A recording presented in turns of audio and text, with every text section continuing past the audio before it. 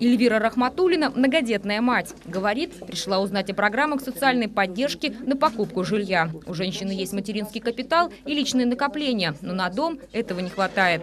Меня интересует о выкупе жилья. Я за свои годы очень мучилась, живя на квартире.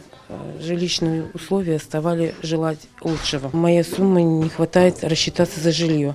Чтобы государство помогло мне. Это крик души. По словам юристов, для обеспечения жильем Эльвине необходимо встать на квартирный учет по месту жительства. Рассказали женщине и о жилищных программах, направленных на развитие сельских территорий.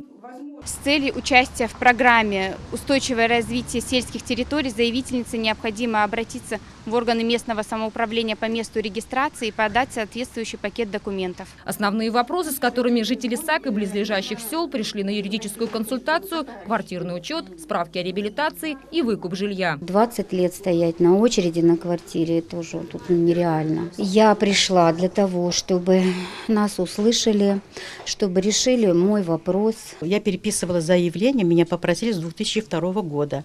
На данный момент я с этого времени нахожусь на квартирном учете, где моя очередность не продвигается ни вправо, ни влево, ни вперед и ни назад. И вот этот вопрос меня очень волнует.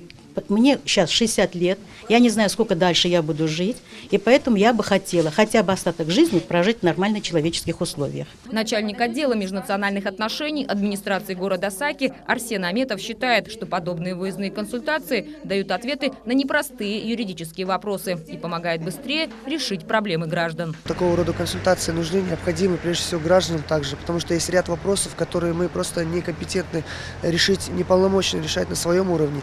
И когда есть такая прямая связь Госкомнадзора с гражданами, это ускоряет решение некоторых вопросов. Вот сегодня видели, огромное количество людей было.